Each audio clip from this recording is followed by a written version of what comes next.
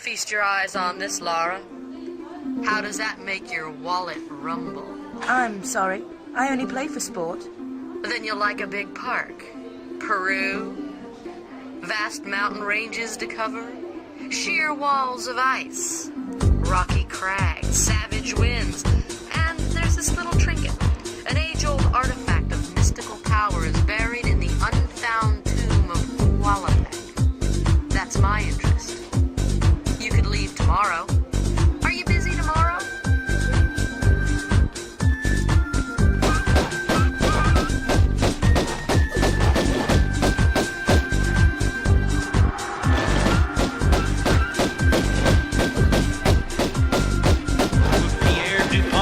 Trail. And where is that? Ha! You ain't fast enough for him. So you think all this talking is just holding me up? I don't know where his little jackrabbit frog legs are running him to.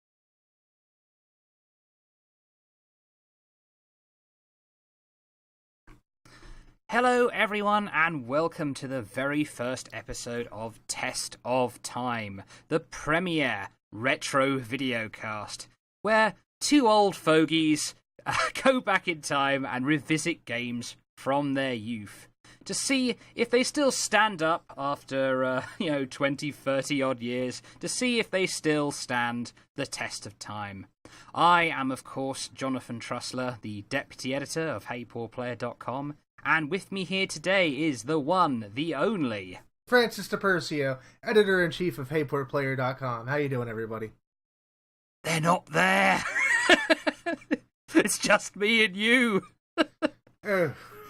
Like you said, we're rather old, and I'm kind of, Yeah, the voices in your head. That's right. It's hard to tune them out and figure out what's real and what's not.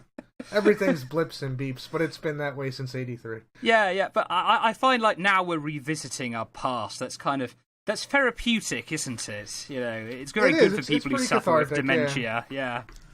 Okay. We're basking it.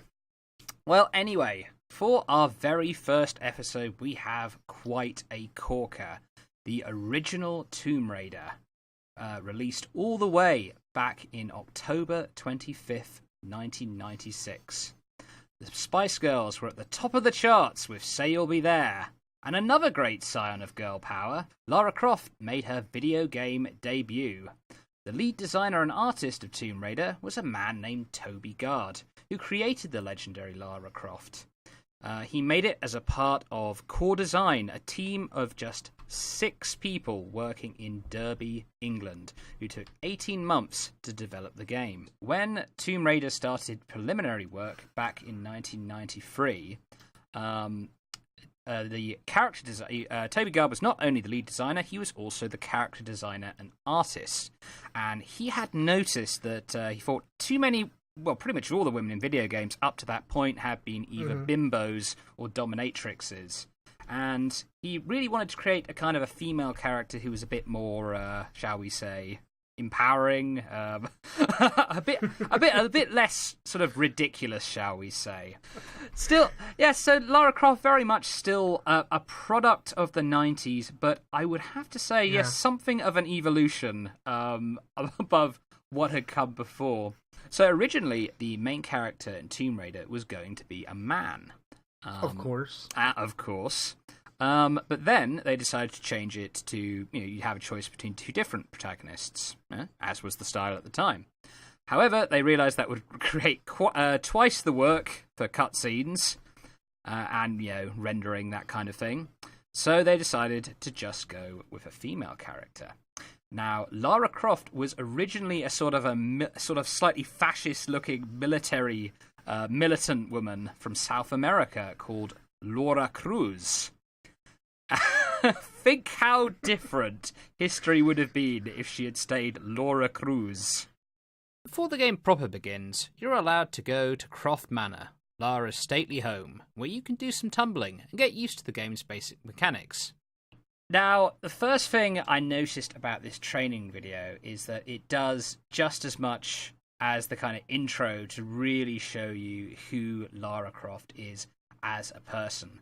Now, you immediately run out of her room for the first room you start in, and you see that in the music room there's just a giant blue crash mat there. She's just basically turned it into a place where she can practice jumping and tumbling and rolls and karate and whatever else she does. And then you move down and you see there's boxes piled up in the lobby. She doesn't really care how everything looks. She's moving stuff around, and you head into the ballroom and you see she's converted it into a full-on bloody training area. She's moved out all the chairs and tables and replaced them with blocks and ramps so she can practice running and jumping. And she sort of in a very ladylike tone says, "Step forward to the white line and jump forward." Kind of sounds a little bit like the navigation in your car, really. I usually, I have my wife screaming in my ear telling me. Oh, right. that's your version of auto navigation, is it? Yeah. Right.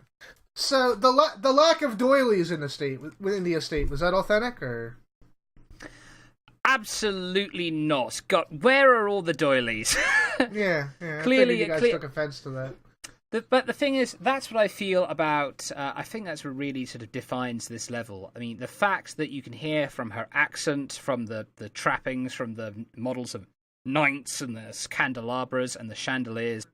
This is a prim and proper English lady, but she doesn't care about her status. She cares about adventure. This level is your first reintroduction, so to speak, of the running, jumping, and, God forbid, shimmying mechanics. Now, how did you feel getting back into these mechanics after so long? Well, I do enjoy the modern Tomb Raider games, even though they've kind of become, a little more action than anything else. But one thing I feel they do get right is the fluidity of movement and, the ease of navigating the environment. Trying to get myself reacclimated with Lara's movements this time around was challenging, I have to admit. All of your jumps and everything, I'm sure you already know this, are actually set by a predetermined number of tiles that she can reach. And it feels very stiff and inorganic for me. And I did have a lot of trouble just wrapping my head back around just how far each of these maneuvers would take me. And it was kind of frustrating. I thought it was pretty inelegant. This is also, I think, compounded by the fact that you don't have camera control. Well, not entirely anyway, that you do with, a proper 2-stick setup, which can make maneuvering, especially in cramped corridors or the camera's swinging around you, just really difficult, and awkward to say the least. So I don't know. You can get used to it over time, and I do think that the more deliberate platforming adds a sense of challenge that the later games don't have, which I think everybody really came to grips with back when Tomb Raider was released, because you knew that any misplaced jump could result in a very nasty demise. And that adds to the game. I thought that was, the environment is your enemy, not heavily armed mercenaries, and that's cool. I do like that. But I don't know, maybe I'm just getting old, maybe my thumbs aren't what they used to be, but I found it pretty difficult to get back into my digs and enjoy it this time around. So one thing I did notice immediately is how much of the game is timing your running jumps, making sure you hit that button just as you're getting to the edge, and that is a huge part of the game from the very first level all the way to the very end, which is interesting because this has been pretty much entirely removed from modern gaming in general. Right. In Assassin's Creed, you just hold down X and you automatically jump as soon as you get to the ledge. Or they swim like a salmon up a sheer cliff face or whatever. But it's tremendously satisfying when it actually plays out the way you'd hoped it did, because it takes so much planning beforehand, and again, that's kind of what the new games lack. You can just kind of jump willy-nilly and you'll be okay. But in this, every action is a deliberate, timed effort. And I think that's a lot of the satisfaction that's found in these games. At the end of this level, yes, of course, you leap into the pool. Right. And after Lara emerges back to the surface, she says, which is the most mind-explodingly sexy thing for like a 13-year-old boy to hear. She goes, "Oh, now I'd better get down to these wet clothes." And, you have to remember, now, this is the late 90s. We didn't have, we didn't have porn back then on the Night Trap, motherfucker. Barely. At least if we did, it was kind of like in that Simpsons episode, where comic book guys loading up Captain Janeway, lace the final brassiere. And it's very, very slowly scrolling down the screen, and then there's a pop-up which ruins it. That was what pornography was like back then. Anyway, yes, the only boob I'd actually seen at that point, as I recall, was a magazine discarded in a train station. Isn't it funny how I think every young man has experienced that in one time? Like, you're going through the woods and there's just this mountain of porn. Like, who leaves us here? Bunch of horny hobos. It's weird, man. The porn fairy, yeah. The porn fairy, yeah. Yes, but anyway, and I think of all the magic wands that bless that. Oh my god, you can cut that out if you need to. I think it was. Oh no! I think that's going in. I think you deserve to be shamed for that. Anyway, so. Continue. So yes, indeed, and I think we would be remiss if we didn't discuss on that subject Lara's instant status as a sex symbol. At the time, there were countless rumours being circulated around schoolground playgrounds and parents' basements on IRC. And popular game magazines. And popular game magazines, indeed, about a special nude cheat code being included. But, of course, there was no such thing. And you were talking about that? Yeah, I remember it was my friend Tom, who is still my absolute best friend to this day. Met him in first grade, actually, on Halloween when he was the Tominator with his leather jacket and his squirt Uzi. Poor Tom. You'll never live that day down. Anyway, I remember we had gotten Tomb Raider when it came out, and, like many 13-year-old boys, we were completely infatuated with this new pointy heroine, and we had to see what this code was all about. And I believe, at least the version of the code that I recalled seeing, I think it was an EGM, or maybe Game Players, but you had to do some sort of acrobatic maneuver when diving into the pool, and then when she came up, she would be naked. And hence, this is how Tom and I left Lara dead on the floor of her indoor pool countless times trying to pull this off. And I think after about an hour and a half, we kind of decided we had better things to do. Yes. Like play the All right, actual well, game. But it was fun. How about you? I know you had an experience. Repeatedly murdering a woman in an attempt to see her naked. Well, if that... We were if living that in doesn't- 2018, man. Crazy times. It was the 90s, it was a different time. Oh, yeah, but we were trendsetters back then, John. Yeah, trendset. Okay, right. Is that's what you'll put on your when you're in the mental hospital? That's what you'll scroll on the wall. I was a trendsetter. I just wanted to see her naked. That's why I broke her neck. Jesus Christ. But, You know, our publication actually has a reputation for being decent people, and we're just leaving that, doing a we are dead spin right now. Yeah, how about that? It was the Yes. 90s. We were young. Yeah, we were young. It was a different time, you know. A time And of course- murder and debauchery. And Yes, video yes. It games. was a time of Duke Nukem offering Duke Nupa, yeah, that was the Duke Nupa the offering Ugandan a Duke dollar, Nukem, yeah. offering $1 bill to see some pixelated tassels on some pixelated boobs. Dollar It was well a- spent. It was a sir. different Dollar time. well spent. Yes. Anyway, so there was, of course, an infamous Nude Raider patch for the PC version. I of the remember game, that. which was discontinued when Eidos presented them with a big, scary legal notice. And Eidos actually took over control of the website newraider.com. And as of last reports, it's now just a generic adult-themed search site, which is sort of good, yet also sort of sad. in a Still way. lingering as a piece of history nearly 20 or over 20 years later. Wow. That's interesting. That's very interesting. The opening sequence presents a nuclear explosion in Los Alamos, blasting open an ancient tomb, revealing a powerful artifact and a mysterious shadowy figure hidden, mummified within this tomb. Then we flash to the opulent surroundings of Calcutta, India, where Larson and his Matthew McConaughey-style drawl offers Lara a job.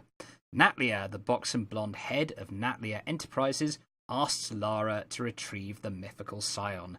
Being an adventurous gal, of course, Lara accepts. So what do we think of Lara's characterization here from this opening cutscene? She likes it when her wallet rumbles. Exactly. I do love how NATLA in the video call, she's actually rigged up a shower of money to come down, Right. as if to illustrate her point when she's talking about showering Lara with money. She was cash money before cash money, and that is impressive. She's put some effort into it, hasn't she?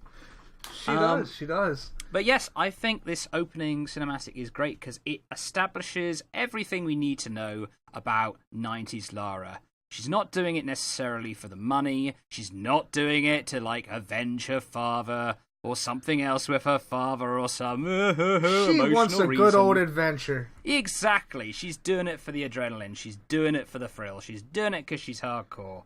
And, yep, she's a badass. For lack of a better word, she's a bit of a sociopath, but she's a badass. And that's what we love about her.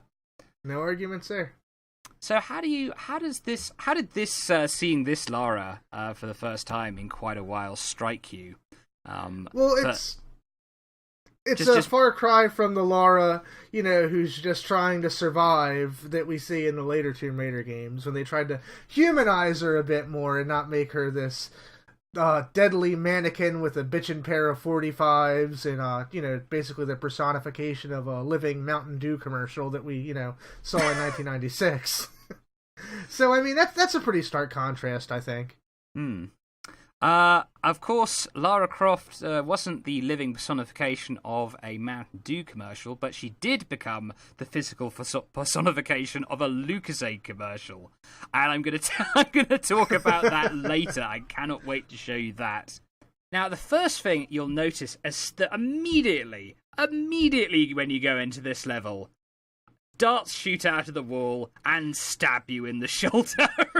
Now, if that's not a testament to Peruvian engineering, I don't know what is. Yes, exactly. Somehow, these darts have some kind of ancient motion detection system when Lara walks by. It's like ancient ADT. It's weird. Ancient ADT, exactly. We don't understand, but we'll roll with it. So yeah, I mean, like now a modern game, I think would sort of take maybe 10 or 15 or even 20 minutes, just kind of slowly introducing you to the controls and building up the tension and sort of suggesting what's to come.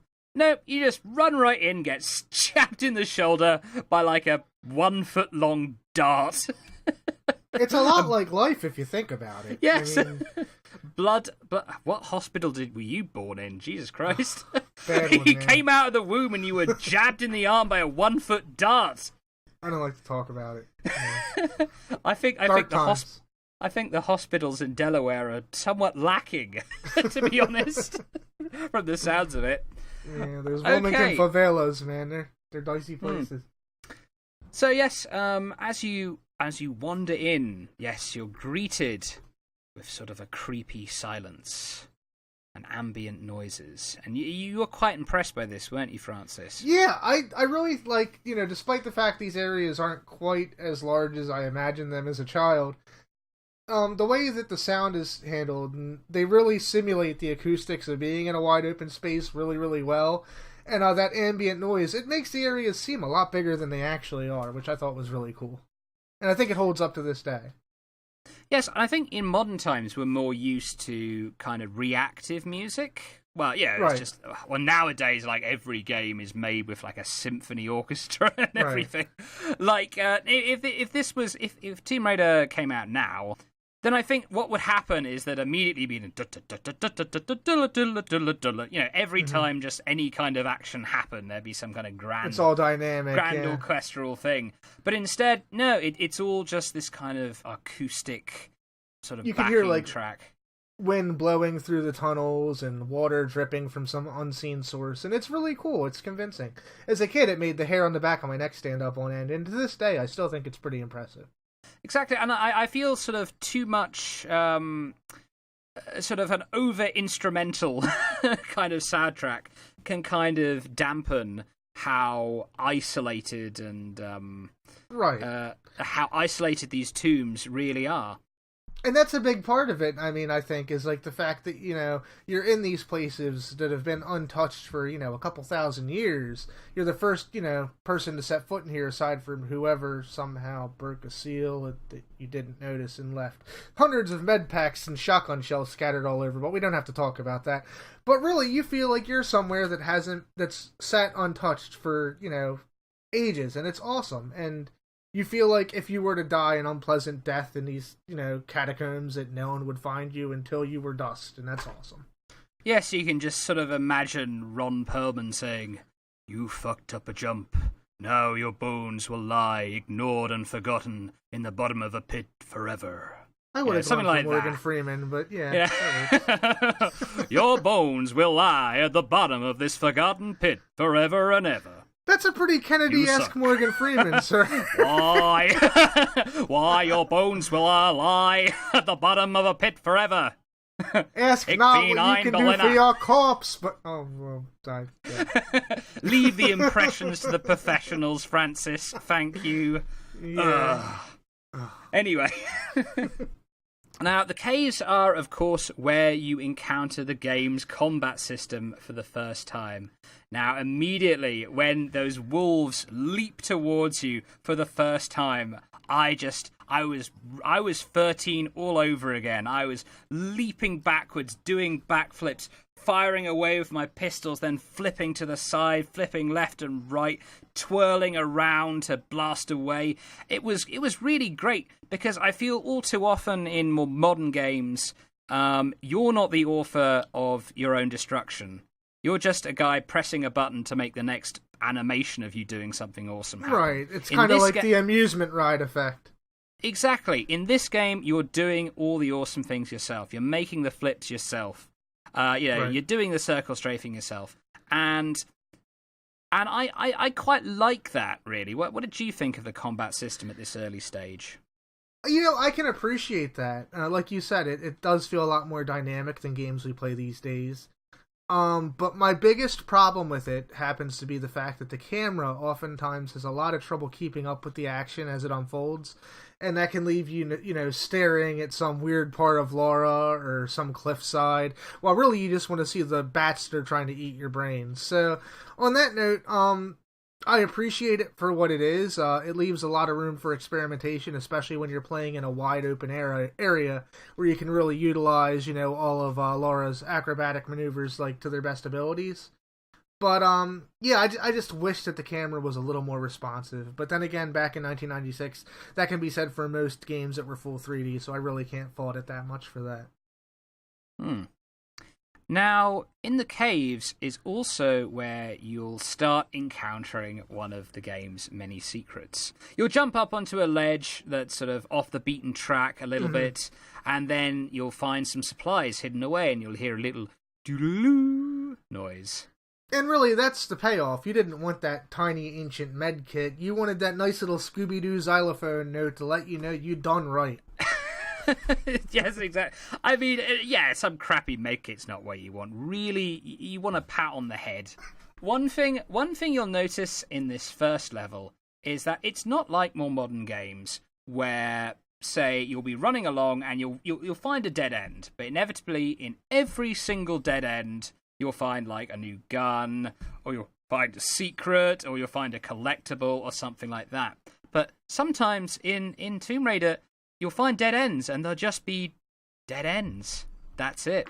Fuck you. I ran down one kind of cave, and no, there was nothing good there. It was just a cul-de-sac filled with wolves who tried to eat me.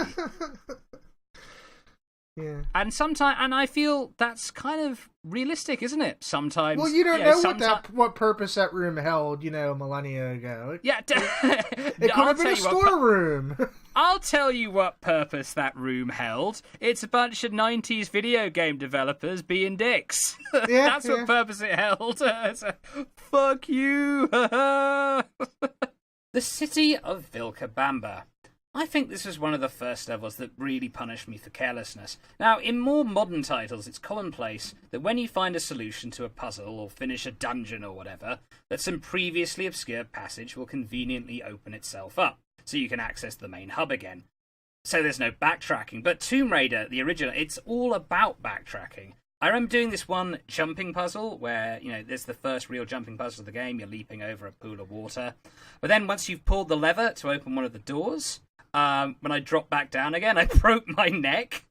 And that's the thing. I mean, you'd expect, after just finishing a puzzle, there'd be a slope or a slide to get you back down. But no, even just kind of getting from A to B, you have to really watch yourself, or you'll just break your own neck out of carelessness. Yeah, it can be a lot harder actually working your way back down from these puzzles as it is actually jumping up to these points. And I think a large part of that's also the kind of clumsy controls for when you're turning around and jumping backwards to grab ledges and everything. I overshoot so often, and there've been so many times I've just hopped down to my death. It's miserable. It's the city of Vilcabamba, I believe, where you first encounter blocks. Pushable and pullable blocks. I mean, even though the surfaces on these blocks are completely flat, and these blocks must weigh a ton or something, they're solid stone, Lara can somehow push and pull them. Get her talons, just dig them right in, and just when you thought you got it out, you pull it back in. Yeah, it's weird. This actually proves to be something of a common... In fact, this is actually the fundaments of most of the puzzles in the game. Pushing giant blocks. And the thing is, it's not again, more modern puzzle. It's not hard to actually navigate around the interface of the puzzle. But here you have to spend literal minutes just pushing a block from point A to point B. Right. Before you know whether you figured the puzzle out or not, or you put it in the right place. Yeah. I guess the payoff's all that sultry grunting and moaning the entire time while she shimmies around. But, I think in a lot of ways, too, on that same topic, can we blame Tomb Raider for the countless monotonous block and switch puzzles we've been dealing with for the past 22 years? Was that Tomb Raider that started that? I think it was, yes. I do too. I do too. I really do. The pain of, like, every game's existence since 1996. And we can thank Lara Croft for that. Thank you very much, Lara Croft. Now, the city of Vilcabamba is also quite interesting to me, because this is not a habitable city at all. It's like, when you're trying to get through one door, you've got 3 swinging kind of pendulum axes trying to chop you in half. I mean, who would want to live in this city? That's the thing. I mean, in Uncharted, there's usually some kind of reasoning for the contrivance. Like in Uncharted 4, it's all kind of a grand test for the pirates. It's all a big kind of pirate recruitment test. It's like Ninja Warrior for pirates or whatever, you know? You make it to the end of the gauntlet, you're in the club. I mean, this isn't a testing ground. This is a fucking city. People are supposed to live here. And they've got to deal with jumping through pendulum axes every day. I mean, I guess Baltimore's worse. I mean... Baltimore's worse. Yeah. You have to dodge crack pipes and syringes just to go pick up cigarettes. I don't know. It's bad, man. It's bad. Sounds like they made The Wire into a 16-bit platformer. I don't know, man. My wife's from Baltimore. That would give her PTSD. I don't think we need to play that game.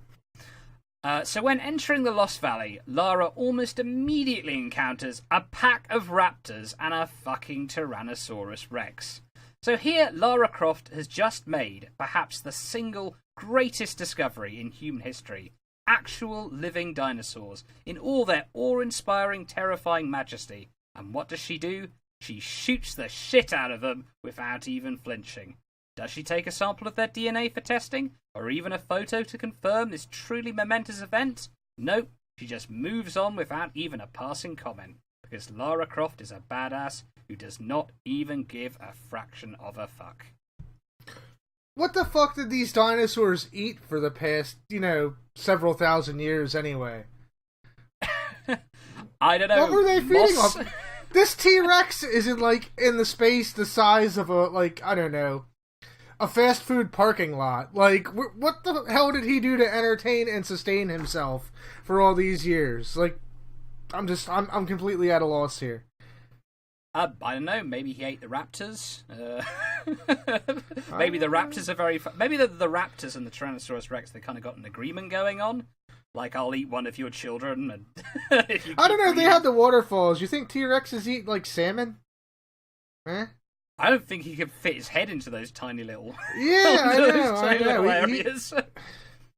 No Chilean sea bass for him. It's just bizarre. I don't know. He looks fucking fantastic, though. I'll tell you, he's quite possibly the most terrifying dinosaur I've ever seen in a video game. I'm just bummed that we never got a Dino Riders video game. I would absolutely play that. I would play that more than I would play Tomb Raider. Right, well, don't sell this game too much. Can you imagine a T-Rex with a pair of, sweater kittens, kind of like Lara Croft? This would be heaven for me. Best of both worlds. I get my spelunking, I get my cliff jumping, I get my eating raptors. All right, okay. So are you saying you're going to be spelunking over big-titted raptors? Is that what you're saying? I'm not going to honor that with an answer, sir. His silence speaks volumes, everyone.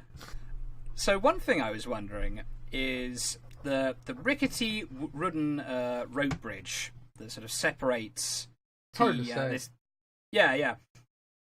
How does that rope bridge remain static when it's hanging by ropes and the middle is gone? I wondered that myself. Again, I think that's another testament to this Peruvian engineering. I mean, really, it defies all logic. They engineered the sides arrows, of the bridge perfectly, but the middle of the bridge has just collapsed away. I mean, maybe these bridges are just suspended in disbelief at seeing these dinosaurs down here. The thing is, you can actually run across the first part of the bridge and leap, press your feet down, press all Lara's weight on the edge of this bridge, but it doesn't sag even slightly. No, it's stiff as a board. Stiff as a board. And that I do really like that jump though, because that is one of the first really good sort of long jumps in the game. Right. Really epic sort of slow motion jumps, grabbing on by a fingertips. Yeah, totally. That's a terrible rendition of Chariots of Fire there, if Yeah, anyone was wondering. It's okay, because we're going to cut that out and insert a better one anyway. So the last level in Peru starts in a particularly frustrating way. This bloody lever is practically camouflaged into the wall. There's no obvious sign it's a lever beyond a slight extrusion in the wall, and it's only a slender shade different than the surrounding scenery. It's the difference between a big brownish thing and a tiny greyish thing. It took me bloody ages to find it. Maybe I'm just an oblivious dumbass, but I wish a crucial plot progression essential thing like that was more clearly visible. What do you think? Yeah, I had that problem with quite a few levers, honestly. Yeah. That, and there's earlier in Peru, you come into where you need to insert that skeleton key. I swear to God, I ran around for 45 minutes without spotting that keyhole. So, I think a lot of it's just a rather drab color palette and the muddy textures. But yeah, that was pretty frustrating. I had a lot of trouble hitting that switch too. I've got 30 minutes of footage of me just, well, not 30 minutes, but maybe 20 minutes of me wandering around, like, well, where the fuck do I go? It's just so funny when, like, you're trying to, like, pull a lever, and again, this goes back to the rather stiff controls, where you're approaching at these ridiculous wide angles, hoping when you stop you'll be lined up with it, because you know if you just tap over to hit it, she's just gonna hop sideways and completely fucking miss it again, and it's ridiculous. The thing is though, Francis, there is actually a little sidestepping mechanic. Yeah, but even doing that, it overshoots quite often. At least for me. It's quite funny how you need to kind of carefully sidestep from one side to the other just to pull a bloody lever. Yeah, it's like you're doing the electric slide. It's crazy. So, the Tomb of Qualopec is also the first level where you encounter a boulder, or should I say troll boulder. Trollber. So we're going to call them Trollbers from now on. So there are many more to come, but this is the first time they appear. This is the first one, yeah. So you walk up, you see, like, yeah, you get a glimpse of the Scion, well, the first piece of the Scion, and you get immediately flattened by a boulder. It's like, you don't know that boulder's going to be there. This mechanic hasn't been introduced to me before. So the only way to kind of effectively sort of dodge this boulder is to kind of stand at the entrance to this ramp, knowing that it will detect your motion and start rolling down. Right. Then do a kind of a back jump and a side flip, which is kind of immersion breaking, because the only way to avoid it is to get crushed by it first, and then avoid it later. But the first time you play, you're pretty much assuredly going to die at this point. Did we mention the tomb is completely filled to the brim with raptors that have just been hanging out in, like, these monster closets, too? Yeah, that's interesting, isn't it? Because Tomb Raider didn't have monster closets until this point, but you open these long, sealed chambers that no one's touched for millennia, and there's just a raptor hanging out. Hey, thanks for letting me out, man. This long stint in the can, it's been killing me. So it's weird stuff, man.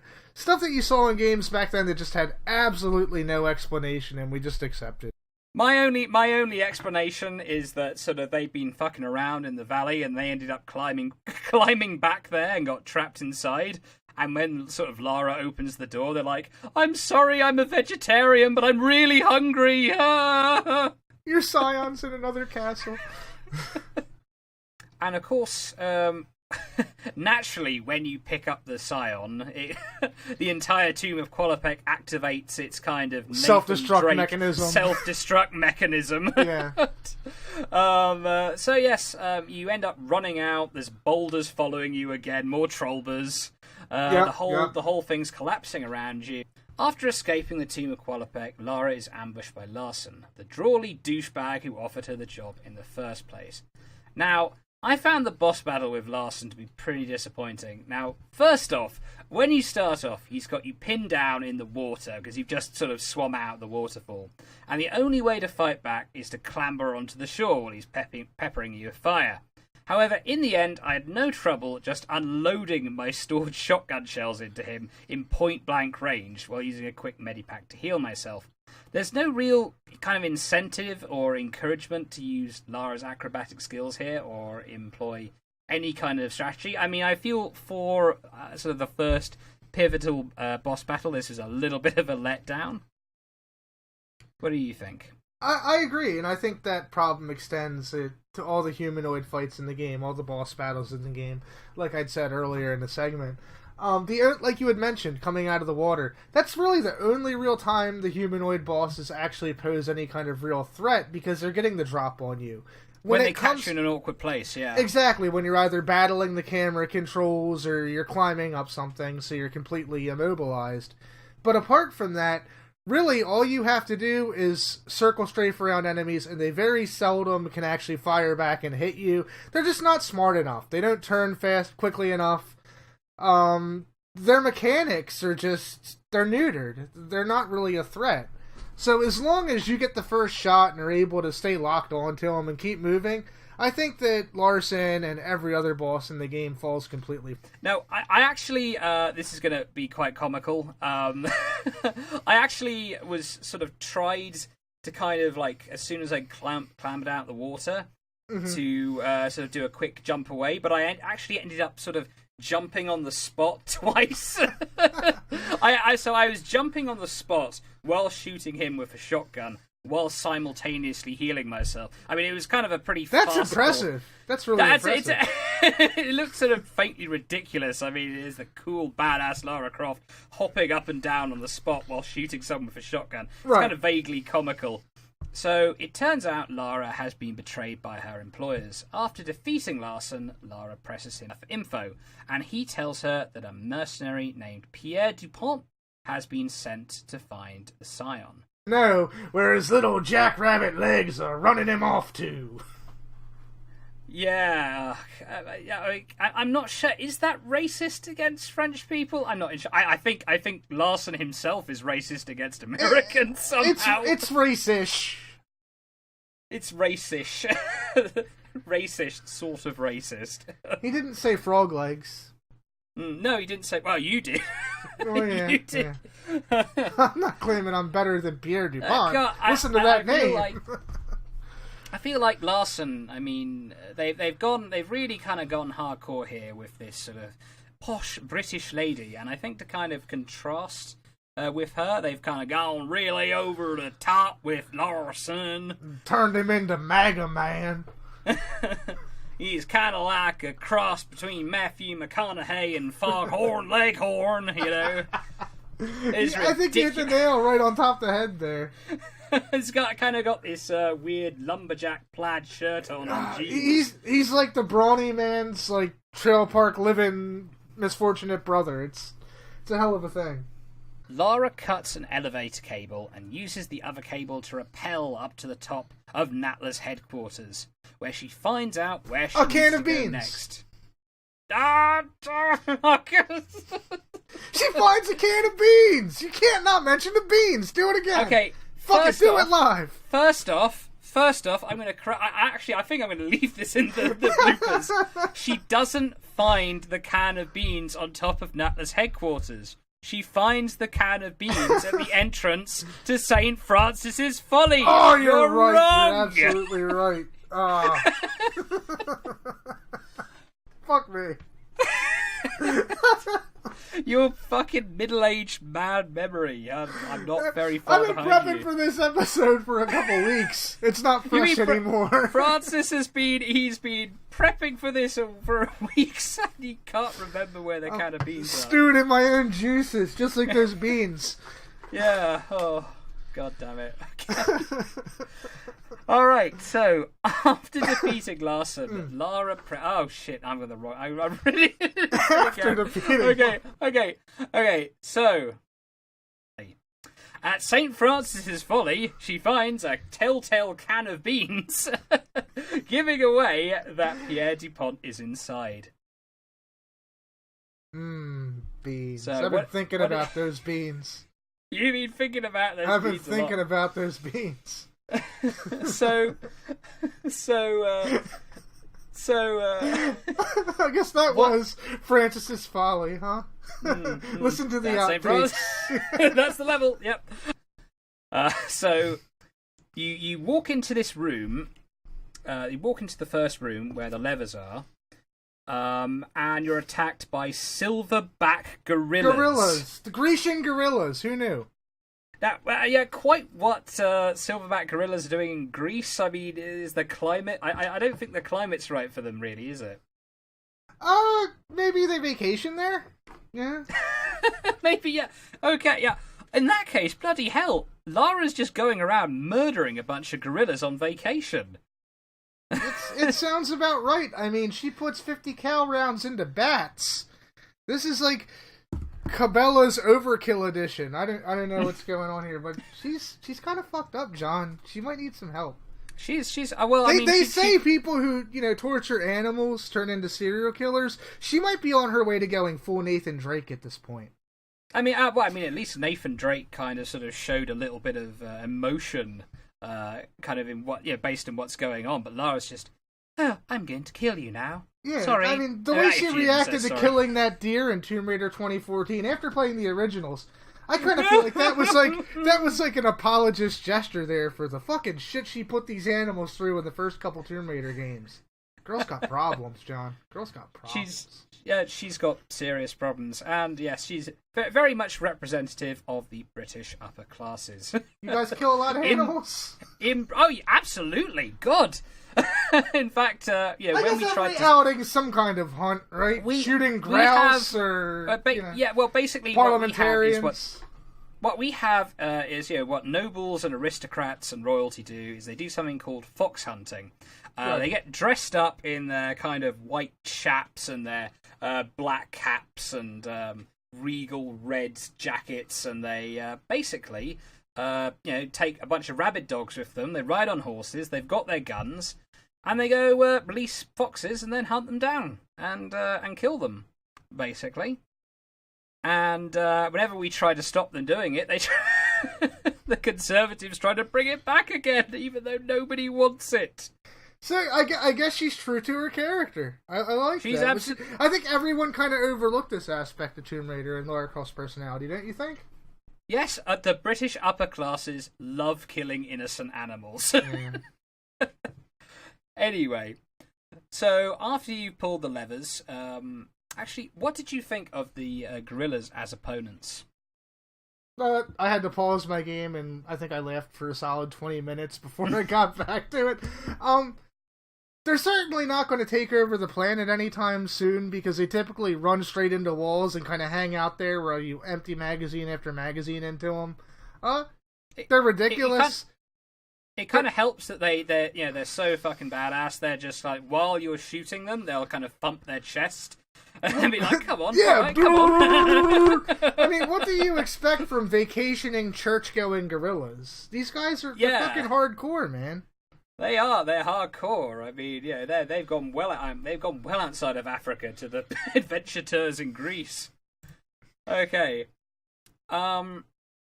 So, yes, after you've fought some gorillas, then you're just randomly ambushed by Pierre Dupont, who's just like, ho, Lara, I am just going to shoot at you a bit until you shoot me back. Sacre bleu, I shoot at you, ho. I'm going to shoot you until you shoot me back and make me magically disappear, you naughty English lady. Maybe you like a nice piece of bread and some hot lead, ho. Maybe you like my baguette in your brasserie, ho. Oh my goodness. And you see, you think we're being racist, but that's actually how he's he sounds. A total stereotype. He sounds... he's like Pepe Le Pew, but heavily armed. Yes, Pepe Le Pew, but less rapey. Not that that's difficult to do. I don't know. I mean, I wouldn't really, Pierre Dupont. I don't know about the Duponts in France, but the Duponts we have here in America, they're pretty creepy. I know. I live where they live. Lots of rumors going on. I wouldn't rule out necrophilia. I would not rule out necrophilia. If he killed you, he would probably have your way with you. He's a DuPont. I'm just saying they've done shit like that before. That's the Foxcatcher family, isn't it? It's the Foxcatcher family, yes. Oh my god. Yes. That's it's why not just a dating asshole. site that you signed up for, John. Yes. So they're not just into kind of creepy amateur wrestling. They're also into mercenary work as well. Yeah, that bioorganic weapons, all sorts of stuff, man. Read about it. Bored, crazy fucking DuPonts. And I'm a stone's throw from them. Hell, one of our writers works for them. I'm not going to name him because I didn't want him to get in trouble. You know they're listening. DuPont's always tuning into the Hey Poor podcast. Okay. Hey Poor Player is sponsored by the DuPont Corporation. So anyway, I found the fight... Now, Pierre DuPont, he will ambush you several times throughout the levels in Greece. And I found him a sort of a combination between very easy and irritatingly hard in all the wrong ways.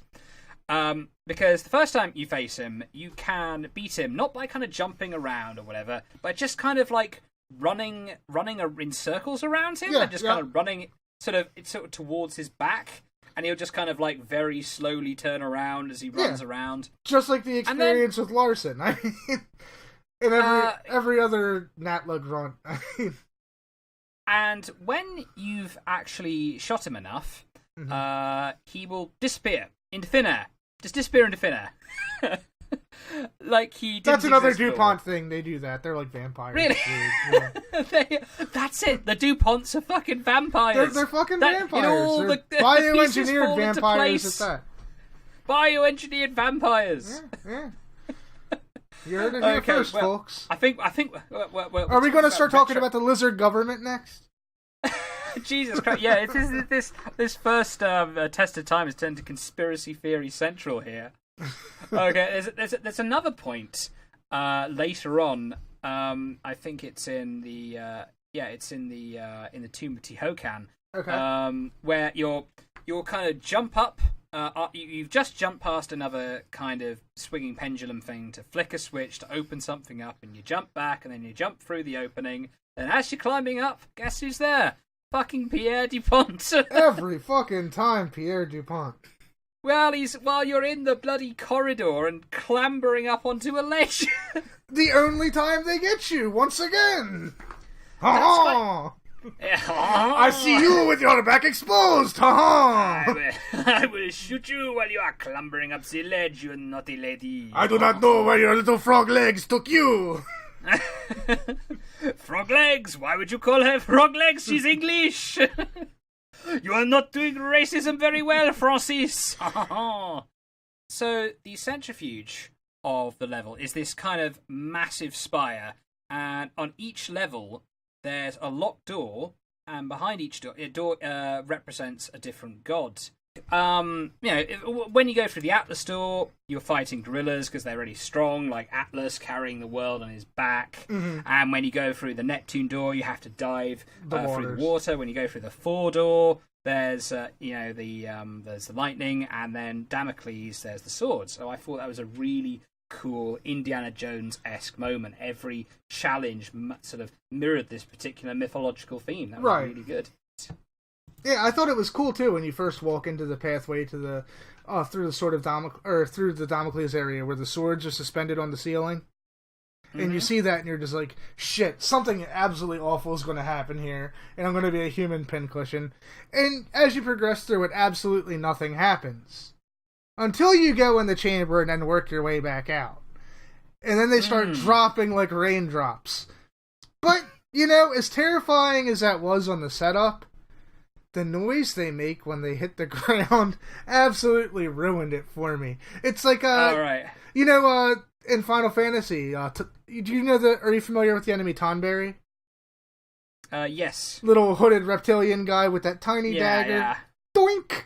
That's exactly what it's like when those giant swords crash into the... But they don't crash, they dink. Actually, they don't even kind of go slam down that fast. What they do is they kind of like gently fall down, and they're kind of on a tracking system. They're sort of like beep beep beep beep beep, Lara tracking sword, and they'll sort of slowly twist down towards you and just rest gently into the tile floor. It's a nice floor, and just gently kind of like balance on the tile floor, not sort of penetrating into it at all.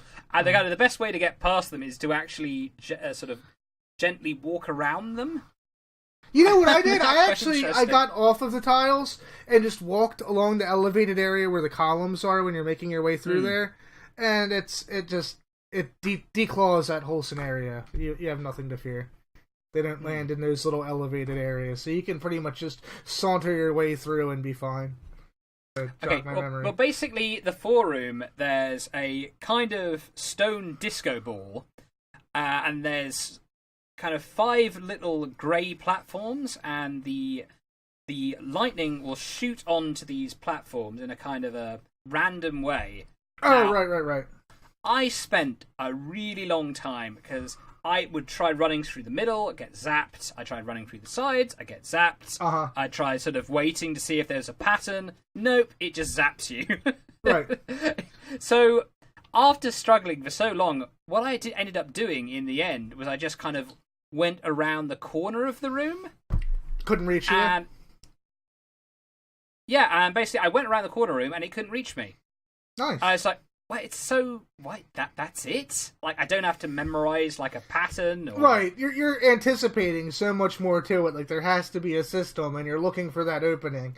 And then it's totally just by chance. Yeah, it's just like, you go around the corner of the room, you wait for lightning to strike the tile in front of you, then you jump forward, and that's it. Yep. There's no kind of pattern, or... It's actually, because I thought it was more complicated than it was, I ended up wasting loads of time. Just... hanging around there, basically trying to work out this labyrinthine bloody Da Vinci Code of this forum. But it was actually really fucking simple.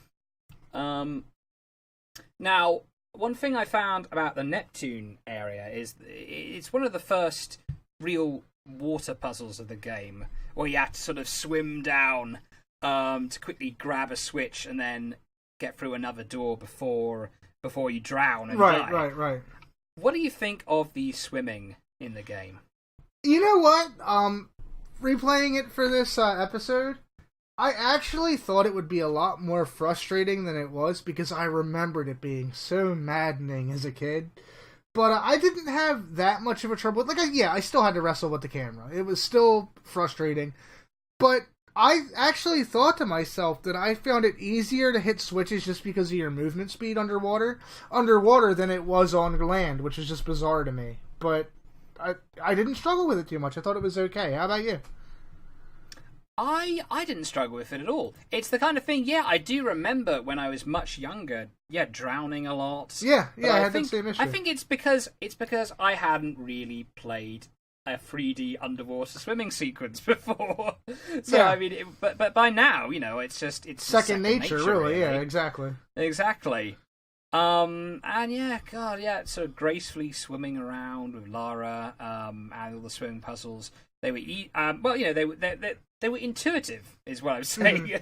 They were intuitive. They were fun. They didn't feel unfair at all, unlike the combat a lot of the time.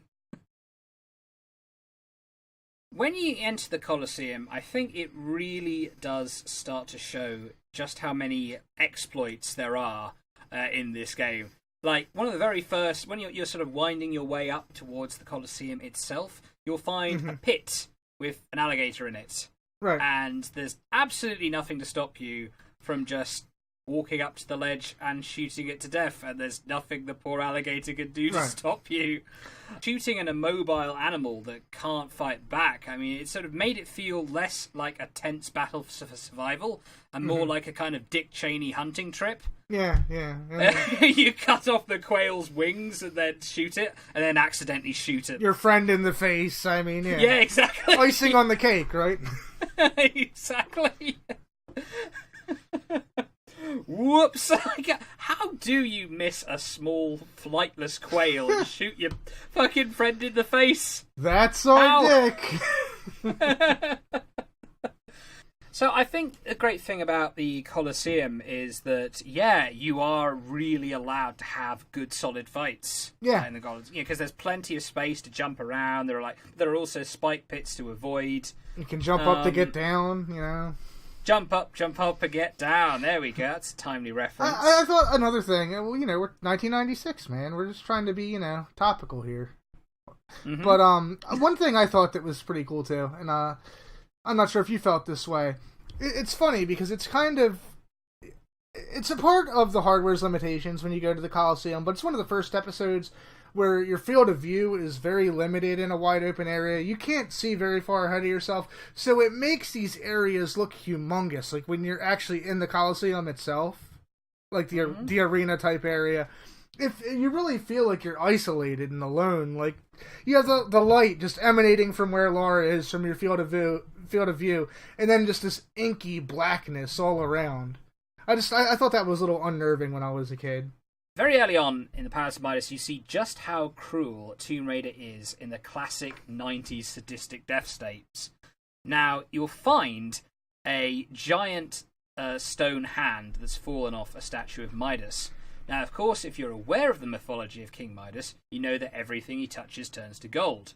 If you jump onto the hand, Lara will start thrashing around in utter confusion and horror as her legs harden into gold, the metallic sheen rising up her body, until she lets out a scream of horror before even her face is transmogrified into a golden statue forever. What a hell of a scene. Yeah. I mean, how horrific is that? Up to this point, you really have no indication that anything like that is a possibility in Tomb Raider, and then you're just completely thrown for a loop when that happens. It's awesome. When you actually end up turning yourself into gold, that actually functions as a kind of subtle hint at how to proceed onwards. Now, you'll find various lead bars throughout the level, and if you combine the lead bars with the hand, you can turn them into gold bars, and the gold bars will open up the way to the next level. But the thing is, you have to do it just at the base of the hand. Right. It can't be on the fingers. It can't be on the sides. It has to be at the base, or that's it. Now, just think about back in the 90s. If you didn't get the right side of the hand, you could be wandering around for hours, wondering what the fuck you're supposed to do. Can I interact this thing? You know, worse yet, you fumble with the controls, bump right into it, and again, suffer that nasty, nasty fate. Now, the room with the burning platform suspended above a pool of water was particularly vexing. First, you have to trigger the off switch, which temporarily disables the flames. The only way I could get across it quickly enough was to do a series of running jumps in a weird diagonal way, so I wouldn't have to hang on any of the ledges. But the only way you can get the run up is to slowly walk backwards so you don't hop backwards off the ledge. But finally, the last jump, you have to leap and hang. But by that point, the last torch is already lighted up. So the only way I could do it was to calmly walk around the flame as the flame was kind of burning me. And that's the thing. If you walk through it, you'll set on fire and you'll just die. It'll just burn you to death, or you have to or you have to go back into the water and you have to start the whole thing over again. So the only way to do it is to walk calmly around it and burn yourself lightly, but not too much. just so searing a gentle crust on your steak. Yeah, exactly. You want Lara seared but not burned. London broiled. London broiled, yeah. So I kind of broiled Lara, and I managed to get the little bar. Now, the interesting thing I found about the cistern is the water, the raising and lowering puzzle. Oh, the top, yeah. Which was pretty innovative for the time, for the standards of the time. So yeah, I thought that was a very interesting puzzle. And of course, I think this level is where you have more backtracking than any other, because there was already quite a bit. There was already quite a bit. There was this one bit where I lowered the water level and I unlocked all the other doors, got all the other keys, but I needed to I found I need to raise the water level to get back up to this last platform. Mm-hmm. But to do that, I had to spend 5 minutes backtracking. And then 5 minutes backtracking all the way back, you know, carefully trying not to kind of, misjudge one of my jumps or, fuck it up. And there's even, in this backtracking bit, there's a hidden spike bit where you can just impale yourself, just to be inconvenient, to be inconvenient. You gotta love that too, because you always think when that kind of stuff happens, when you need to go back and hit the other switch to make it raise again, you're thinking there has to be a forward path. They're not possibly going to make you go and backtrack 10 minutes to advance. There has to be something you're missing. So in addition to that time you're taking to run all the way back there, flip the switch and do it all over again, you don't think about the 10 or 15 minutes you spend wandering aimlessly in circles looking for that door you're sure is there but is nowhere to be found. Now, Sadistic. Nothing short of sadistic. that's the thing. I mean, in more modern games, usually if there's in the more modern Tomb Raider games, if there's an action bit, you will know it's a fucking action bit. It smacks you in the face, yeah. Yeah, it's a you have to run and jump, and the camera will be like right behind you, kind of just reminding you have to keep moving forward, like everyone's collapsing around you. We didn't have that luxury in 1996. But in Tomb Raider, I mean, apart from that one bit at the end of Tomb of Tihocan at the end of the game, which we'll get to later. Apart from that. I mean, you can, most of the time when you die in this game, it will just be carelessness.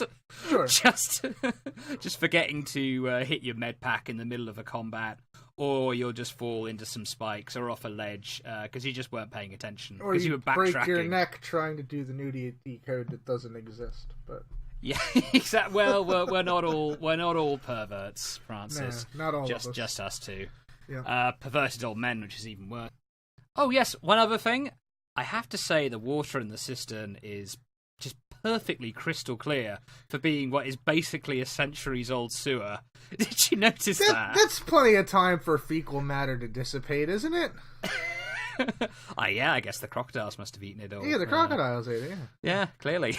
They got to eat something. Yeah, that's what the crocodiles were eating. Years? Yeah. Oh, my God. Ancient shit.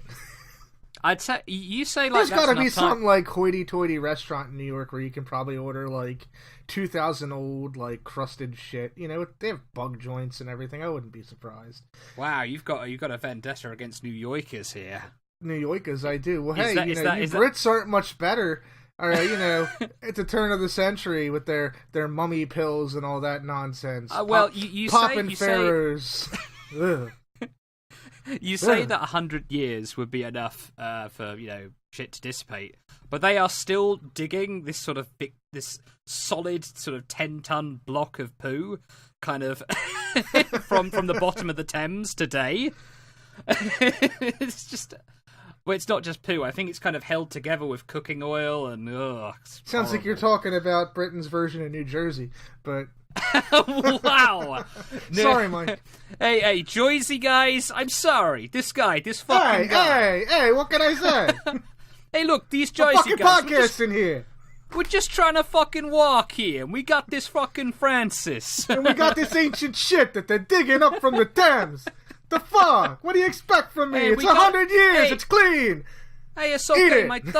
My cousin Tony works in waste disposal. He works in waste disposal. He'll take care of it for you. Yeah, 2,000-year-old shit. That's nothing. We'll sell it to the New Yorkers. Okay. Brilliant. Okay. Well, I think that's enough of the system. Okay. I think that's a keeper. Now, the Tomb of Tihocan. The Tomb of Tihocan, rather ironically enough, is actually an even more dreary, bland, mossy grey sewer level than the actual sewer level. Tihocan wasn't very highly regarded. I mean, no, God, it's supposed to be this amazing god, a god tomb king, fit for a god slumlord. man. But no, most of it is just fucking waterlogged tunnels. So after defeating Pierre Dupont at long last, Lara goes deep into the tomb and finds a mural on the wall, showing her that Tihocan was one of 3 rulers of Atlantis. In the flashback, she sees that one of the other rulers had the scion torn from them and cast aside. She also sees a flashback of the next tomb, deep within Egypt, and that is where she heads off. Tihocan Sam has a hell of a pitching arm. He does. He threw that scion. He threw it a good old distance, didn't he? Who knew Nolan Ryan was an Atlantean? I mean, that was incredible. And wouldn't it be great if we could get all of our information the way Lara got all of that, kind of like in The Matrix? Just jack ourselves into, I don't know, the Atlantean version of Google and consume all of that beautiful history. Like, it's efficient. And yes, indeed, yep, Lara just takes it all in a stride. Yep, fair enough. I've just had a vision from an ancient Atlantean civilization. I'm off hop to on the Egypt. motorbike. Off to Egypt. That's all the explanation we need. Did she take that motorcycle from Greece to Egypt? I want to believe yes. I want to believe Did she just, bites... bounce off of Crete and soar over the Mediterranean? I can see it now. She's like, I don't know, an anthropological Evel Knievel, and I fucking love it. When you get to Egypt, almost immediately, you discover the enemies have just gone up in difficulty, just right up. Because all of a sudden, you've got these rabid mummy dogs. These rabid mummy dogs who can go faster than... They can move faster than you can. Right. They usually ambush you in really tight corridors. They attack incredibly quickly and interrupt you while you're trying to do stuff. And they will just maul the shit out of you. And even worse, when you kill them, which will usually be quite close up, they will explode like a fragmentation grenade. Just letting out a cluster bomb of explosives all around you. So at the end of the level, you can either run right past Larson, or you can shoot him to death. Either way is fun. And once Lara has picked up the sign, she emerges from the tomb and is immediately ambushed by NATLA and her goons. They take away the Scion, as well as all her guns and inventory, with NATLA taunting her the whole way through, before Lara budges them free, runs off, leaping into the canyon below, and swimming free as gunfire echoes behind her. Lara finds her motorcycle, conveniently parked nearby, bikes up to where the villains are escaping in their boat. Does a driving leap off the cliff, and then swims underneath, getting onto the boat and stowing away on board. Now, what did you think of this rather amazing cutscene, Francis? Okay, so upon leaving the pyramid, Lara encounters NATLA and her 3 unnamed goons. These guys are ridiculous, and they're a perfect example of just the half-hearted nature that went into, pumping out some of these 90s villains. You get Cowboy, Skater Kid, and a rather large, bald black man. They didn't put a whole lot into these guys. In fact, they didn't even give them names until the 2014 remake. Mm-hmm. Yeah. Pretty weird. Yeah. Marcus Wallace, Robert De Niro Jr., and wannabe John Wayne. I don't know. Let's just call him that. And it's funny because they already had a cowboy with Larson, so yeah, exactly. Really he wasn't a cowboy. He was a redneck, like a redneck in a lumberjack shirt for some reason. Tomato. Tomato. Okay. Yeah, and I love the way that after she does catch up with NATLA's goons on the motorcycle, she manages to stow away on the ship completely unseen. Even though Bald Man is, 10 feet behind her when she hops into the hatch? Yeah, exactly, and they even hear sort of a massive splashing noise as well. Exactly. It's not even a matter of several seconds. It's a millisecond, and he's right there. It just, I don't know, I find the whole thing kind of silly. It doesn't even look like a very big boat, does it? No, they're going to need a bigger boat, for sure. Sure. For sure. It's just so campy and silly, but it's so deliciously 90s. Firing at me, huh? Ain't nobody else here, you must be firing at me. So yeah, we encounter Danny DeVito Jr. here, skateboard kid, with his dual Uzis, and this boss fight, it's a little bit different than the other Nat Lagoons and other humans you fight, for one reason. He's not particularly smart, but he has Uzis, so he can actually, if he gets a drop on you, you're as good as dead. Thankfully, he's not really that intelligent or maneuverable on his skateboard, but I do love the fact that this whole arena is some ancient skate park of some sort. It's got lots of ramps. It's where you can do 360 ollies and stuff. It's like he was born to die here. And somehow the recoil from his 2 Uzis doesn't knock him off his skateboard, even when he's doing tricks on it. And by the way, you said Danny DeVito Jr. I think you meant Robert De Niro Jr. I meant Robert De Niro Jr. I'd like to see Danny DeVito trying to do all those crazy skateboard tricks. Hey, look at me! I'm on a skateboard. 2 Uzis. that would be great. That would be great. And then there's Arnold. Get down! I'm pregnant! What are you doing? Anyway. Oh, that's golden. I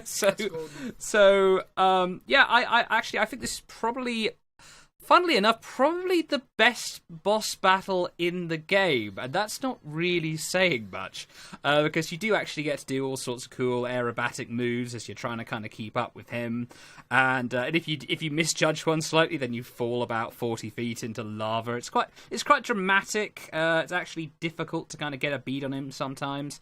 It's not just because you have those giant pillars all over the place in addition to the range. Yeah, exactly. It's actually probably the best boss battle. Not saying much, but probably my favourite boss battle. It's got some fun dynamics in it, if for no other reason than, the environment itself is a little bit different than what you've come to expect from the other boss fights. So, all in all, yeah, I'm inclined to agree with you. It's probably the best boss fight. So, after you've defeated him, you move on to a section, the worst troll boulder section in the game.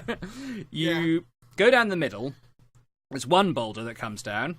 You head off to the left. Oh, another boulder has detected you and is rolling down. You head off to the right. Oh, yet another boulder is coming down. This level rocks. So, but when you get to the top, there's two more boulders. These fucking Atlantean assholes have rigged up like 5 boulder traps in like a space of about... I heard you like boulders, so I'm gonna put boulders in your boulders so you can boulder while you boulder. Do you come from Boulder, California?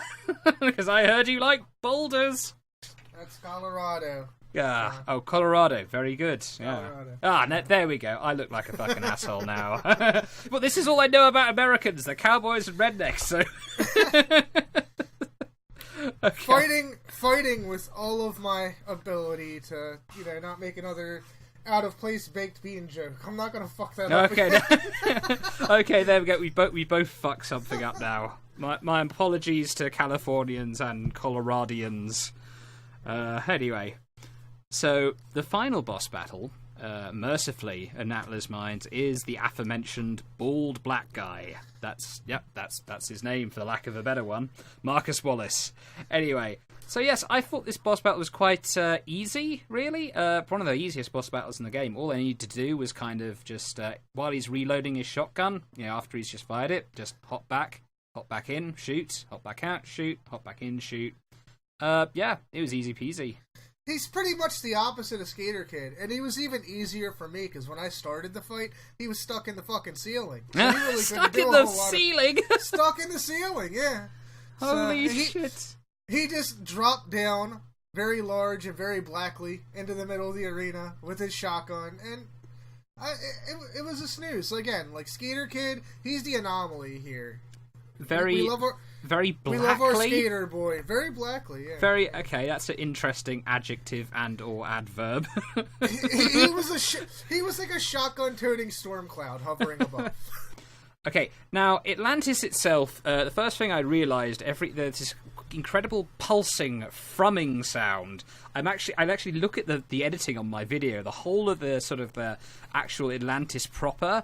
The bars are just like on the edge because there's this incredibly loud thrumming noise the whole way. The whole level is this sort of thrumming biological H.R. Geiger nightmare.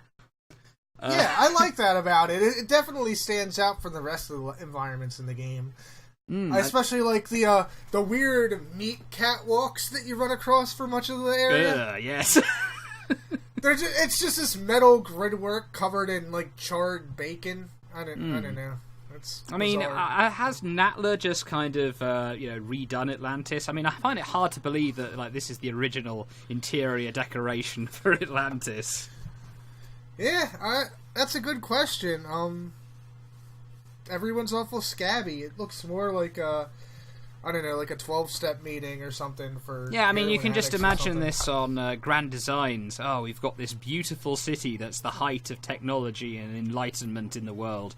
I kind of want it to be more like an H.R. Geiger nightmare with eggs and exploding pterodactyls and shit like that. Yeah, just You just got a hamburger helper the whole thing up. Slather it in gristle and beef and have at it. Yeah, I want this a little bit more Silent Hill. You know, Silent Hill before there was Silent Hill. Very good. Exactly. It looks like the alternate world in Silent Hill, but like with, I don't know, 1,000 pounds of ground beef thrown about. And twitching umbilical cords and doors that look like sphincters. I refuse to believe these people are as advanced as we're led to believe, John. All right, well, after Lara has traversed many sphincters... that's something I'd hope never to say out of rule34.com. Anyway, so yes, there's a long kind of spindle that constitutes the level, which you sort of slowly move down. You can actually see how far you're making progress down. I thought that was pretty cool. Yeah, definitely. There. I think it added a sense of scale to the place you're at, which is always nice. Oh yeah, absolutely. You can just keep checking how far down there's still to go. I really like that. And it's at this stage in the game, I think it really highlights how basically unbalanced it all is, the combat system, because at this point I'd squirreled away like 21 medkits, 21 I had a feeling this is what you were medkits. going to say. Like, the SMG ammo is through the roof by this point. I got like 21 small medkits, like 22 large medkits, hundreds of rounds of Uzi ammo, like Magnum ammo, and like about 20 odd shotgun shells. It telegraphs exactly where the enemies are going to spawn from throughout the entire level, too. Because you can tell if there's, like, an egg and the little cord attached is twitching and throbbing around, you know an enemy's going to spawn within a few moments of there. So, literally, you can just kind of hang out, wait, unload a few dozen SMG rounds into their face, and they usually die before they get very far from their spawn point. And that's the thing, because at this stage, like, the difficulty of the combat just spikes right up, because you're being attacked in these very enclosed areas by lots of enemies who will explode when you kill them. They have projectiles, too. It's at this stage when you just realise if you've squirreled away lots of stuff, it's easy, because you can just pause and refill your health anytime you feel like it. But if you haven't, well, fuck you. You should have been paying more attention. We would be remiss not to talk about when Lara meets her clone. Now, at first, I thought this was an enemy, just like any other. I just saw this weird, horrific E.T. meat woman. That's Hibachi Lara. Hibachi Lara's great. It's like, and generally... She comes out looking like a snack, John. You can't argue with that. Generally, when you first see... I think this is probably one of the coolest moments in the game. Generally, when you see some horrific meat woman from hell, your instinct is to shoot at her. There's my internal misogyny there, I suppose. You get her number, John. You get her number. Okay. Oh dear, right, well, I'll try not... I hope Elise won't be watching this and find out about your meat woman obsession. Anyway. Or does she just wear a lot of hamburger? Okay, I don't want to know. How do you think she attracted me, John? God damn it. Okay. I saw her across the room wearing a bunch of raw hamburgers, and I just love at first sight. For the record, my lovely wife's a vegetarian. Okay. So this would be offensive on multiple levels. God damn it. Okay. Well, anyway, I hope I edit that out. Isn't roleplay fun? Oh dear, what's the safe word? I'm a vegan! Bacon-wrapped Croft! Okay. Anyway, so yes, so once I'd shot all the other enemies, I kept shooting her, and I think the damage goes through onto yourself if you shoot her. It does. Yeah, you'll kill yourself. You'll kill yourself, and you'll wonder what the fuck just happened. So, like, at first, like, I was thinking, oh, hang on a minute, does she have some sort of mad invisible guns?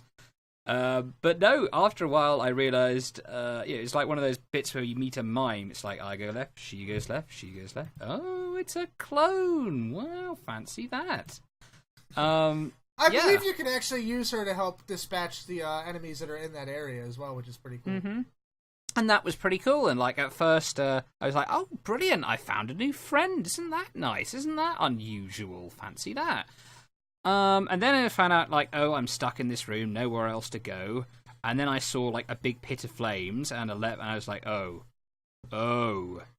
You Fuck. have to barbecue meat, Lara. You have to murder this meat clone you've just met to proceed. Meat is murder. How does that make any logic? Why? What is wrong with the Atlanteans? Are they saying, like, to open this door you have to barbecue someone you've just met alive? Obviously, meat is life. The whole game is essentially, an analog for... It's endorsing veganism. It's talking about the evils of the meat lifestyle. Okay? Yeah, I mean, veganism only came into fashion after, the early noughties, so, yeah. Coincidence? Coincidence? I don't think so. We keep eating meat, we're going to be doomed to be these subterranean explosive meat dwellers. Meat dwellers. What the fuck? So after you've murdered your meat clone in the most horrible way possible. How else could you have your pudding if you didn't eat your meat? Exactly. You make your way and finally find the Scion, which is busy doing some evil untold thing. So Lara touches the Scion and she receives a flashback. And the flashback reveals that the two other leaders of Atlantis exiled NATLA, another great Atlantean ruler, because she tried to create lots of horrific meat beings. And now NATLA has retrieved her part of the Scion, and theirs as well, and is trying to overrun the world in a sort of a hellish hell of meat beings. So NATLA comes out and confronts Lara, and Lara calmly says she's not going to allow this shit to happen, and tries to shoot her. Mm-hmm. I think it would have been a lot simpler for her to open a Five Guys burger and fries chain. I think it probably would have. Yeah, she should have been a franchisee. This whole meat world, alien dominatrix thing just wasn't really... Yeah. So, after Lara attempts to foil her plans, NATLA shoves Lara off a cliff and onto a platform where the meat god being from hell is just chilling out. Oh, our beloved Turkey Man! I love him. He's the best boss in the game. This guy literally looks like a frozen turkey suspended on toothpicks. And he's brilliant. He's absolutely brilliant. Maybe one of the easier bosses in the game. But God, is he fun to look at. I swear, I died so many times just because I stopped and giggled at him uncontrollably until he completely pancaked me. That's not really what you want in a final boss, is it? No. I mean...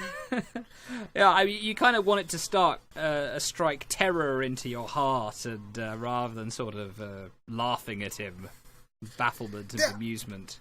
I don't know, what was your take on him? I mean, could you take him seriously? Because even back in 1996, he looked goddamn ridiculous. Like, this is the almighty being? This is what these people worship? Like, what the fuck is he? How did he even get around? He doesn't have legs. How can he reign over a kingdom? It doesn't make any sense. I think NATLA didn't really think this whole meat being conquest thing through very well, did she? I think this being is just kind of like an alpha prototype. He's like Meatwad's final form. Oh God, am I going to try and do a Meatwad voice? No. I want to hear it. I think everyone else does. Okay.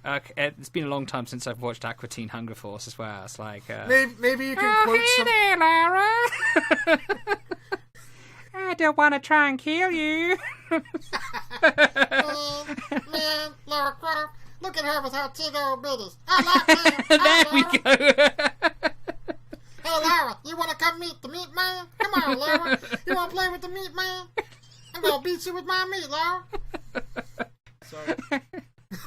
Okay, well, I think... Oh, come on, John. It ain't that funny. I'm just talking about my meat. And how I'm going to meet this pretty British princess. I'm going to show her my meat collection. Beat her with my turkey leg, John. Meatbot, shut the hell up. Anyway. Wait, was that Luther Vandross or Frylock? I couldn't figure that one out. You're a goddamn fool, Meatbot. Oh, come on, John. What the hell you talking about, Meatwad? I'm talking about, look, don't be a jive turkey. I'm talking about that girl with the dual 45s and the ponytail. She got them sticking in thighs. I just want to say, hey, Lara, come on, meet the meat man. Oh, my God. Oh dear, I got to practice my Master Shake voice. Anyway, oh my Carl, I think you could probably do a good Carl. Oh no, my Bert, who did our Games Unplugged feature, he could really do a good Carl. Oh, when he okay. gets talking about his badass red jeans, oh, it's so good, so good. Hey Lara, you want to raid my tomb? Look at my badass red jeans. I got something you can raid. I can't do it. I can't do it. No good. Anyway, yes. So once you defeated the turkey. The jive-ass turkey. God damn it, man. Once you defeated the jive-ass turkey, yes, you proceed through... It's kind of like... what's the word I'm looking for? Yeah, it's kind of like an 80s montage of all the different challenges you faced thus far in the game. You've got the swinging axes, you've got the collapsing platforms, you've got the block-pushing puzzle, you've got everything kind of concentrated. Sphincter doors! Sphincter... Yes, the Don't sphincter leave doors. out the sphincter doors. I mean, Jesus Christ, you and your sphincter doors. That's a door, again, a door I don't want to go through. No, that's a booty hole. Door into your fucked up mind. Anyway, yes, so it's just amazing. I really, really like the last bit, because once you've shot the Scion and the whole place starts to self-destruct in that kind of Nathan Drake-esque way, you shoot one random ancient piece of crap that you don't really understand, and the whole thing comes out, starts falling down around you. After it's been intact for thousands and thousands of years. Yeah, built by these don't godlike touch beings. That big red button. Yeah. Yeah, you just shoot one thing and the whole thing blows up. Yeah. Yeah, I think these Atlanteans. I mean, they've mastered a way to make darts replicate and fire for thousands of years, but they've mastered the way they make themselves blow up when they bleed. Of course, their buildings blow and they up can't, too. but they can't put a fucking surge protector on the Scion. They're still using bacon for floors. What do you expect from these people? The technology of these Atlanteans is really inconsistent. They fix everything with meat, and everything breaks down into flames and explodes, people included. They're an interesting folk. So yes, I mean, yeah, you run across platforms that are collapsing. You shimmy across like darts that are firing along. It's really, you have to walk. You have to jump and walk through spikes where the boulders are coming. You've just got all the kind of platforming brilliance in the game, just kind of concentrated into one final area. And just before you get to the final boss, you have to jump down through, make a kind of a leap of faith into this pool of water. One where I broke my neck about 30 times. It's really weird. I didn't even think about it.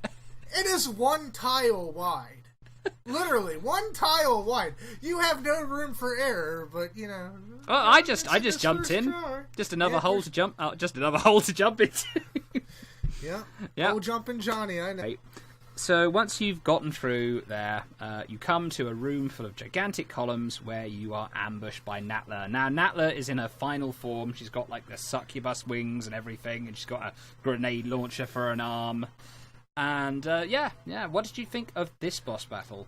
I thought it was probably one of the easiest ones in the game. Really? How so? Well, because you can see her projectiles, so they're so much easier to dodge. And they're a little bullets. bit slower, yeah. And they're a little bit slower. So literally, all I did is I grabbed my SMGs, aimed up, and I didn't even run. I just walked to the side at a leisurely pace and just shot her till she fell to the ground, where she lays for a solid 5 minutes before she gets up to resume the fight. This is a little trickier, dodging these spike things that shoot out of her. But once you get through that little, the last gauntlet there, which is just some careful rolling and side jumping, it is what it is, and the place comes apart at the seams. Mm-hmm. So yes, once you've defeated NATLA and her final form, you leap up through a bunch of columns, and you find a big, fun, slippy slide, which just so happens to be an escape hatch It's for like when you get Atlantis. out of the fun houses at the carnival. They always end with a slide. And I can't help but wonder if there was an Atlantean ball pit at the bottom that we didn't get to see. Yeah, maybe this whole kind of top area that you're escaping through is some kind of children's playground with giant 50-foot columns. Exactly, or it's like Double Dare or something. You know, you get down to the bottom, there's some slime and some pyrotechnics that go off. And yeah. I wonder if she won the KitchenAid or like a new VCR or something. I hope for the best for her, really I do. She's got to be covered in gristle by now. Lara, stinking of meat... and victory. And victory, crashes into the Atlantean ball pit, claims her free VCR prize, and dashes away to NATLA's boat, which is conveniently parked nearby. Yeah, how did it get to the other side? Yeah. I quit at this point. You quit at this point? Well, very convenient that you quit at this point, as this is actually the ending cutscene. We at Hey4Player only stop when it's done. So, 22 years since Tomb Raider first released in 1996, I think that the game holds up. Now, it's not without its caveats. It's still a game that's grafted to some very rough and rigid mechanics that can make exploration a little tedious and cumbersome at times. The controls aren't great. The camera's stuck to your character. It gets caught in the environment quite often. It's hard to wrestle with, especially when you consider the fact that you're not using thumbsticks and there's no real direct camera control. That can make things kind of frustrating. In addition to that, the enemy AI is god-awful, and the combat feels flat and unsatisfying. But, that being said, Tomb Raider is the game that laid the foundation for classics like the Uncharted series, and, you know, that in and of itself is an awesome testament to what it's done for the games industry. It's really shown us these grand, ancient worlds that we can explore, where it sparks our imagination and keeps us on the edge of our seats from beginning to end. That's cool. It's not, again, it's a game that has plenty of flaws, but I do think that if you can wrestle with its dated mechanics, it's worth experiencing. Okay, so, stands the test of time, yes or no? I think so, yeah. Ah, hallelujah, there we go, we have our first verdict. Okay, well, I'm going to give my thoughts now.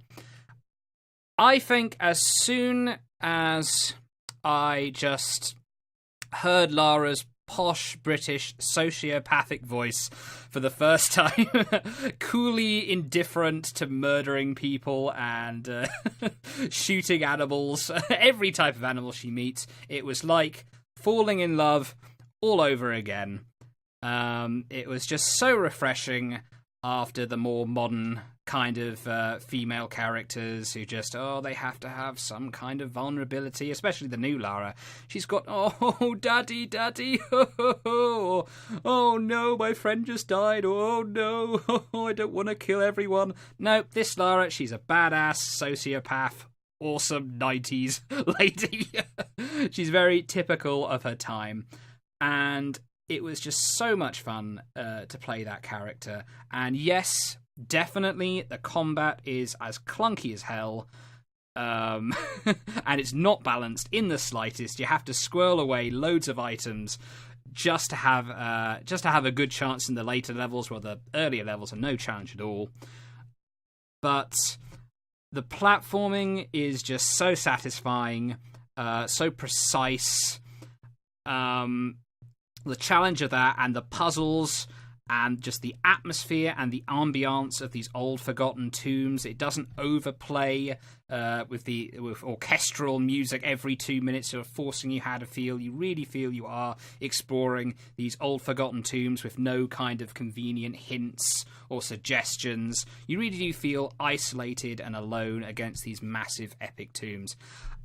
So it's just for how refreshing it is compared to modern games, in spite of being a little clunky, I think it absolutely does pass the test of time. I had so much fun playing this again, and as soon as I finished it, I immediately wanted to start playing Tomb Raider 2. It's great. It's great. It's a classic. It was a classic back then, and it still is. And I think the newer games, definitely. It's ironic because the newer games now probably take a lot of inspiration from Uncharted. And Uncharted wouldn't have existed without Tomb Raider. So, it's kind of coming full circle now. Yeah, they have this weird symbiotic relationship, and it would be interesting to see if any of the innovations in either of these series over the years help shape the flow of the future iterations we see of their. What I just really hope though, Rise of the Tomb Raider, it was quite a fun game, but the story was fucking awful. There's no other way to say it. It was fucking awful.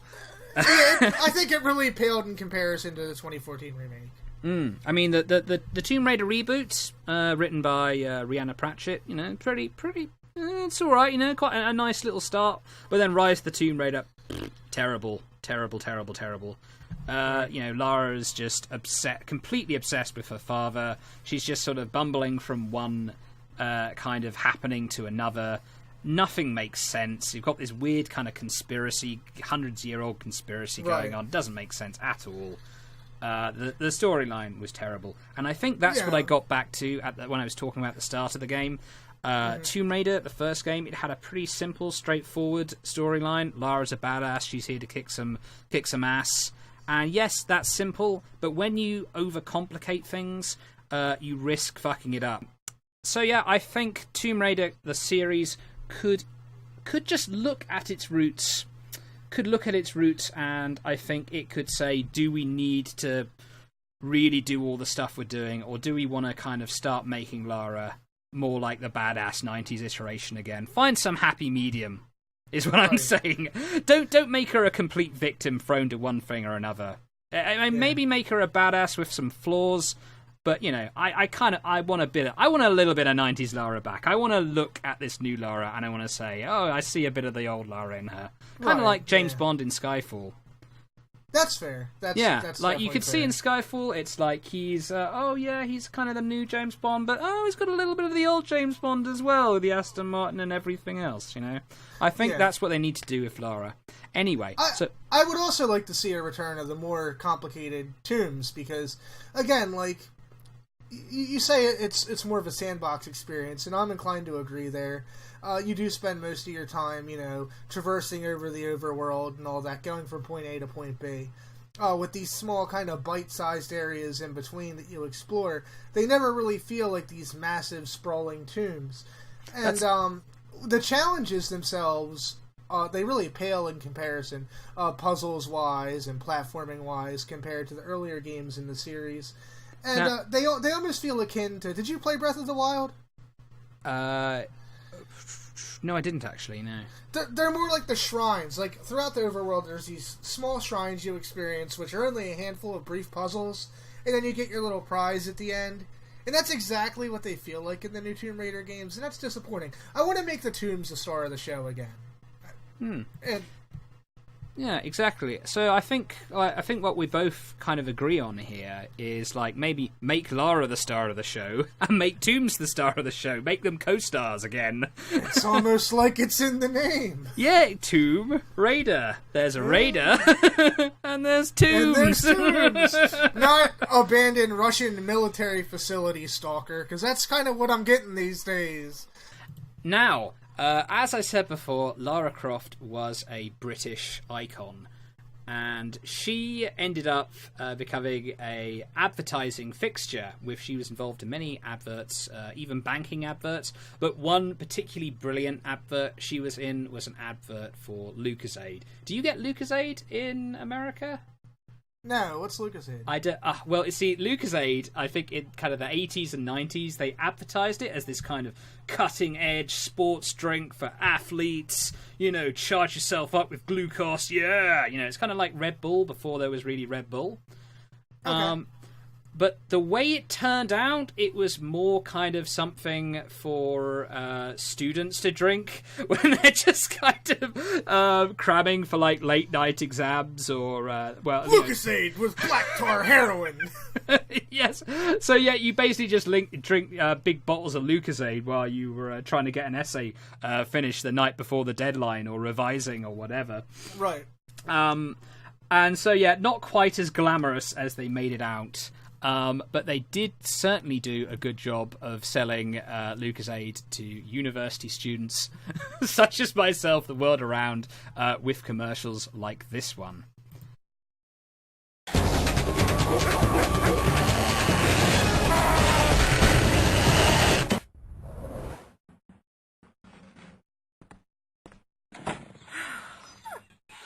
Oh, Lucasade. Thanks, Blobby.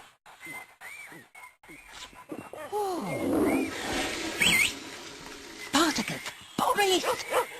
I'll give you woof woof.